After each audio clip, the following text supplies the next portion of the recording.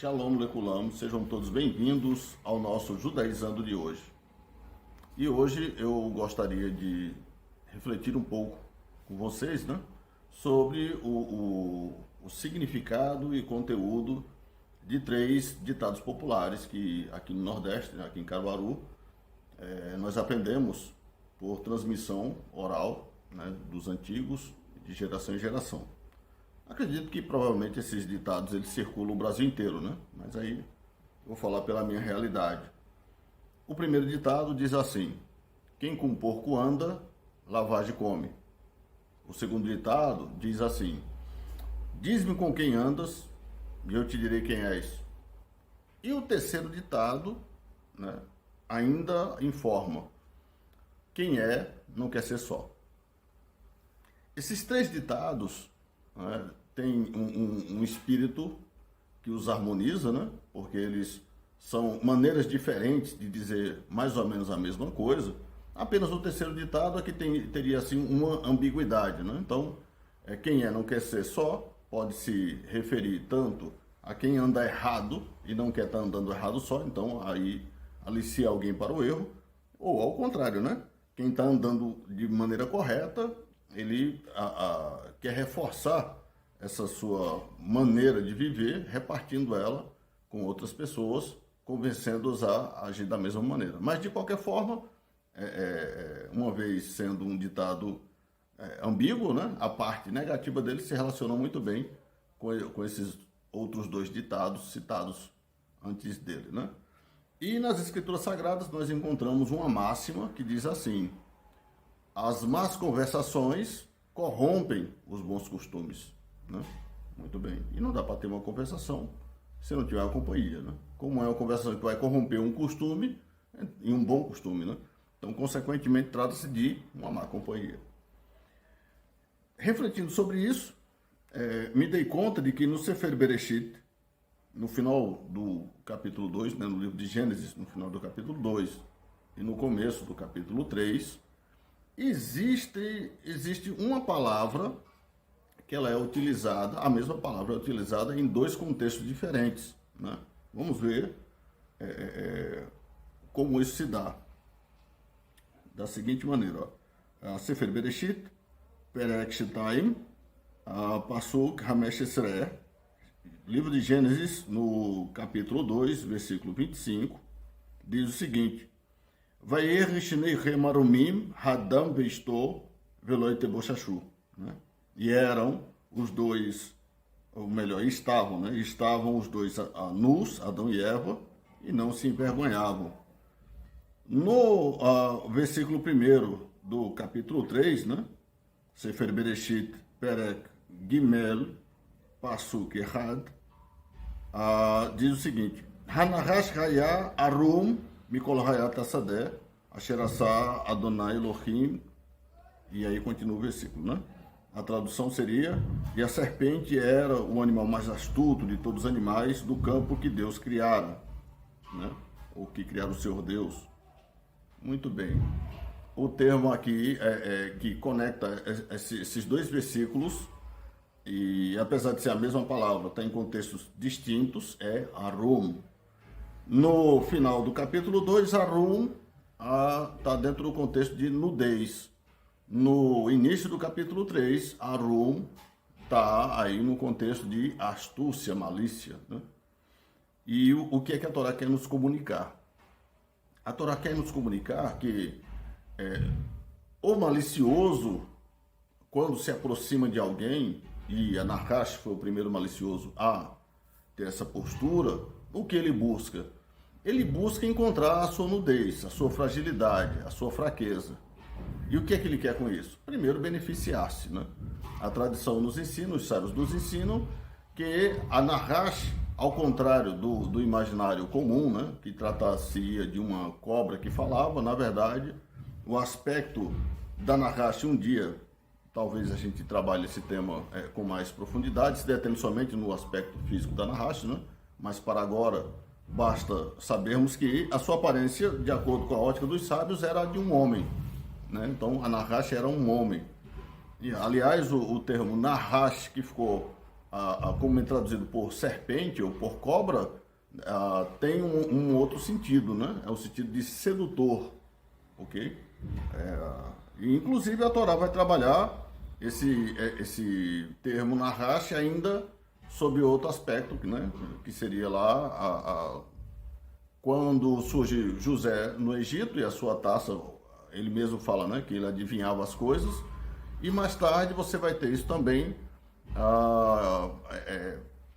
relacionado com Labão, né, Lavan, o sogro do Jacob Avino, do Jacó, nosso pai, tanto lá com José quanto com Labão, esse termo Nahash vai estar no contexto de feiticeiro, né? Então, sedutor, feiticeiro. De qualquer maneira, aqui no Gênesis 3 está se referindo a um animal que, segundo a tradição judaica, segundo os sábios, tem a aparência de um homem. E esse animal que perambulava pelo Éden, quando avistou Rava e Meino, né, a Eva, nossa mãe, ele vai se sentir, né, atraído pela beleza dela, né? E aí o próximo passo dele, obviamente, seria tentar conquistá-la, tentar seduzi-la para que ela cedesse aos desejos dele, né? E então ele faz isso com astúcia, ele faz isso com malícia, né? E aí onde se encontra a principal característica da Nahash, ok? E Rava, por sua vez, vai se deixar seduzir, né? Não por perversidade, não por maldade, mas pelos mesmos motivos que levam moças de família até os dias de hoje a se deixarem levar, né, por marginais, por traficantes, por trombadinhas, né, por gente que deveríamos manter distância, mas que por causa de pautas modernas, né, a periculosidade desses indivíduos é relativizada e a gente acaba trazendo esse pessoal para dentro de um convívio mais conservador, mais familiar, por receio de sermos taxados de preconceituosos, né? De sermos radicais e tudo mais, ok?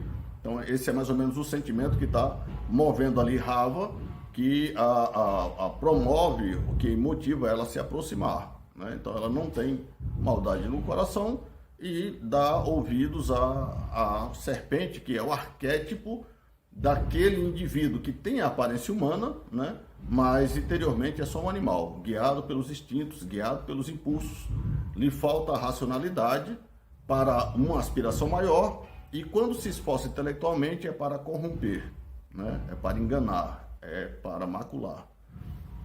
Não à toa, na tradição cristã, a Nahash, a serpente do Éden, ela se tornou sinônimo do próprio Satã, né, do Satanás. E é dito a boca solta que ele não veio para outra coisa senão para matar, roubar e destruir. Muito bem. E essa astúcia é chamada de Arum. E o que busca ele, portanto, com essa astúcia, aquilo que o capítulo 2 falou sobre Adão e Eva, que ambos estavam nus, também Arum, né? Portanto, a malícia só se alimenta da nudez do outro, a malícia se alimenta da fraqueza do outro. Quando uma pessoa de má índole se aproxima de você, por mais agradável, né, que seja, por mais amigável que seja, ele não está ali de coração puro, ele está buscando antes descobrir uma fragilidade sua, para ter você na mão. E aí mais tarde vai lhe chantagear, né, e você vai ter que ceder às suas chantagens, a não ser que queira ter um prejuízo do capital social, né, moral, e aí se estende ali para toda uma questão de desprestígio familiar, social, né? Vai passar vergonha pública caso não ceda às chantagens de uma pessoa dessa qualidade, né? Muito bem, e foi isso que a Nahash fez, né? Ela vai perceber que Adão e Eva, estando nus, não sabiam do potencial problema que era isso, e explora essa fraqueza deles, né? Levando-os à queda, levando-os à ruína, apenas com uma conversa que sugere liberdade, que sugere emancipação, que sugere empoderamento. Percebe como essa pauta parece tão atual, né? E aí então, o que foi que Eva acabou fazendo? Ela se juntou com um porco, né? No sentido metafórico do termo, pois era alguém que se envolvia com tudo que não presta, e acabou comendo lavagem também, né? E aí faltou a Adão o quê? A análise aplicando o espírito do segundo ditado, né? Diz-me com quem andas, eu te direi quem és. Então, ainda que o indivíduo, né, ainda que a pessoa diga assim, olha, mas eu não faço nada, eu não tenho vício nenhum, né? Eu ando direito, eu não trafico, eu não roubo, mas você, se você anda com quem trafica, se você anda com quem rouba, você vai ser taxado pelas pessoas como quem trafica ou como quem rouba. Quando o acerto de contas vier para essa pessoa e você estiver perto na hora que isso for acontecer, isso vai atingir você também, né? Ah, mas eu sou inocente. Não é, você não é inocente. Você não está cometendo pecados, erros tão graves quanto o camarada lá ativamente, né? Mas uma vez que você anda com ele, você está sendo condescendente, você está sendo cúmplice. Você sabe que a pessoa anda errado, sabe que a pessoa faz coisa errada, e ainda assim você insiste em estar por perto. Isso nos lembra muito essa massa, né, que hoje em dia é uma minoria, né, que seria a massa desse pessoal de esquerda. Tem muita gente de bem na esquerda, muita gente, muito pai de família, muita mãe de família, muitos jovens de esquerda que são gente de bem, mas são pessoas de bem que têm uma certa atração por gente errada, tá entendendo? Tem uma certa tara por marginal. E aí, ou é amigo de um marginal, ou é parente de marginal, tá entendendo? Ou teme que pode ser que, caso seja justo e rígido demais em punir, em censurar, em criticar a conduta marginal, se veja num futuro Hasbe Shalom próximo caindo na mesma situação e não gostaria de ser tratado com tanta rigidez. Então, por uma questão de consciência, né, vai relativizar ali a falta do marginal e alivia a pena do marginal, seja auxiliando ali para tirar a pressão social, seja de fato juridicamente, né, temendo que quando chegar a vez dele a coisa não seja tão difícil assim, né? Isso é muito perigoso, né? Porque também diz um provérbio, esse já não é nordestino apenas, né? É um provérbio que circula inclusive fora do país: aquele que poupa o lobo sacrifica a ovelha, né? Muito bem. Então, quando você se aproxima de gente assim, quando você se deixa levar pelos ideais revolucionários, o que você está fazendo? O mesmo que Eva fez, o mesmo que Adão fez, né? Você está encarnando em você a máxima bíblica que diz que as más companhias corrompem os bons costumes, né? E como é que os costumes serão corrompidos? Na medida em que você, tendo seus valores a prezar, todavia sendo ser humano, essa má companhia vai perceber onde é que está a sua falha e vai jogar com isso, né? Ela vai perceber onde está essa sua nudez, essa sua fragilidade, né? E a sua incapacidade de proteger-se, porque você, confiando, abriu o coração, como Rava para Nahash, né? Abriu o coração, e essa fraqueza foi sutilmente explorada. Ela foi maliciosamente explorada, trabalhada, né? E Rava acaba adotando o discurso da serpente, não porque as palavras da serpente eram mentira, não eram. Quando você lê lá o restante do capítulo 3, você vai perceber que o Eterno vai verbalizar palavra por palavra daquilo que Nahash disse para Rava, daquilo que a serpente disse para Eva. Então, em que consistiu a malícia, a maldade, a mentira da serpente? Consiste na corrupção do contexto, né? Então, vai dar às palavras verdadeiras um sentido diferente. Por isso soa verdadeiro, por isso soa confiável.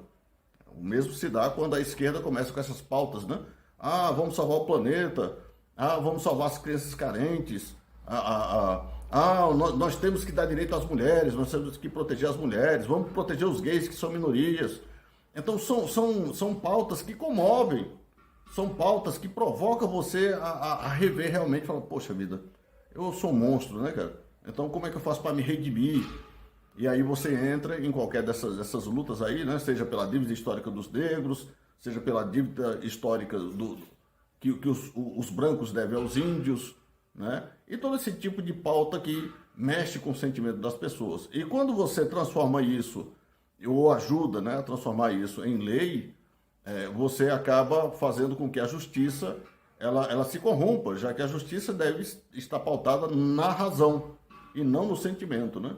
A justiça deve pautar o que é certo e o que é errado a partir da conceituação do que é certo e do que é errado, que são maneiras de fazer as coisas de maneira que elas se estabelecem de forma imutável, de forma eterna, como as palavras de Deus, né? Quando Deus disse para Adão e Eva o que eles podiam e o que eles não podiam fazer, são regras, né? São leis válidas até o dia de hoje, né? Palavras ditas há mais de 5.000 anos atrás e que até o dia de hoje ecoam como verdadeiras. Nós sentimos o peso dessas palavras. Felizes e bem-aventurados são aqueles que as seguem e desgraçados aqueles que buscam relativizar a sua importância e questionar a sua autoridade.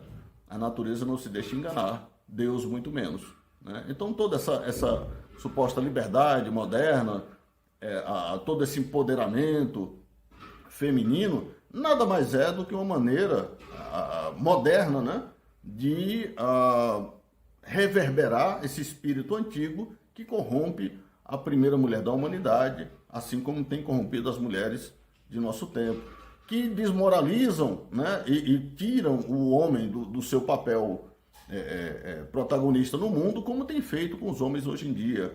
A serpente, a Nahash, hoje tem a forma de qualquer um do nosso lado que se deixe levar por toda essa revolução, né, na esperança de zerar o mundo e que ele comece de uma maneira sem precedentes, com igualdade social, né? É o que eles pregam e as pessoas acreditam, porque eles mesmos não acreditam nisso, né? Se acreditassem nessa tal igualdade social, você não teria os líderes políticos de esquerda ganhando uma fortuna enquanto os seus seguidores passam fome. Você não teria os artistas de esquerda ganhando uma fortuna enquanto os seus fãs passam necessidade, tá entendendo? Então, eles seriam os primeiros a dar o exemplo de socializar os seus recursos, se o que eles pregam representasse realmente o que eles acreditam, representasse a verdade. Mas assim como a Nahash no Gan Eden, eles também não acreditam no que dizem. A única coisa que querem é corromper o inocente, é corromper a pessoa simples, é seduzi-la para que ela se corrompa. E o resultado disso? O resultado disso é que o indivíduo agora maculado, né, usurpado de seus princípios, percebendo-se com vergonha, porque ele percebe agora que tem fraquezas, né? É quando o texto diz que após comerem do fruto, eles perceberam que estavam nus, porque no capítulo 2 eles estavam nus e não perceberam, porque a conduta deles era despretensiosa, a conduta deles era sem maldade, mas agora eles percebem que estão nus, né? E buscam remediar esse problema agora, falseando a realidade com tangas, né? que fazem para cobrir a cintura.